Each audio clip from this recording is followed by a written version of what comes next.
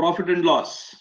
So I think you have learned various formulas in profit and loss. Let me go back. What you have learned, there's something called a cost price that you have learned. There's something called a selling price. Okay, let's look at what is called cost price and selling price, right? Now, whenever we buy something, say, let's assume I buy a watch. Okay, I buy a watch, say, for 2,000 rupees, right? So that will be my cost price. That's the cost with which I bought it, right? And I'm in the business of selling watches.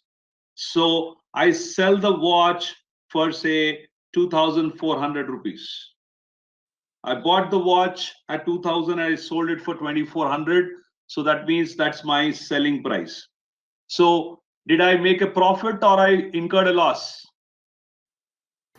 I made a profit. Wonderful. So profit basically is nothing but selling price minus cost price is a formula. But please understand, it's a very simple concept. Selling price minus cost price, because I sold it at a higher price. That's a lower price.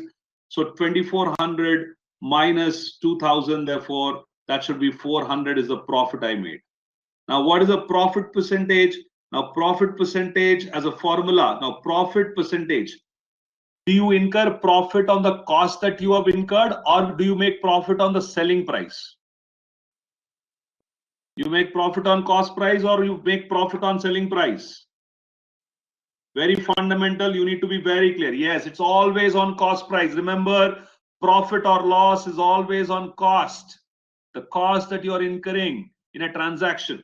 So profit percentage basically is nothing but your profit, which is nothing but always selling price minus cost price upon cost price multiplied with 100.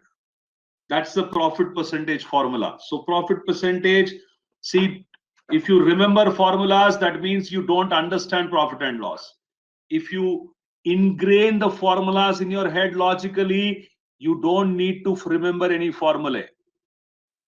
I repeat once again, if you don't understand what I am writing, there is nothing called remembering formula.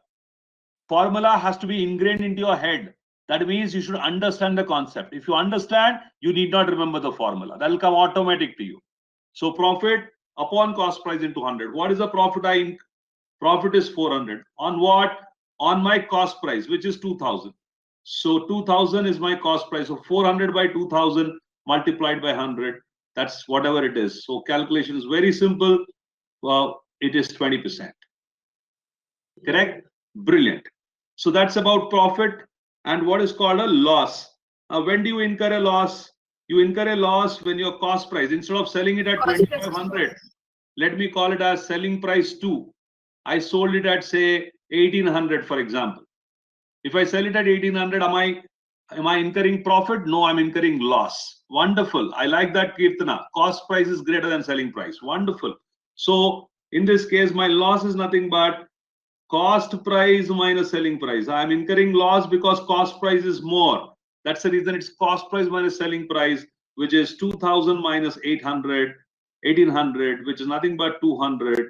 Therefore, you know your loss percentage now. Once again, loss percentage is calculated on cost price or on selling price.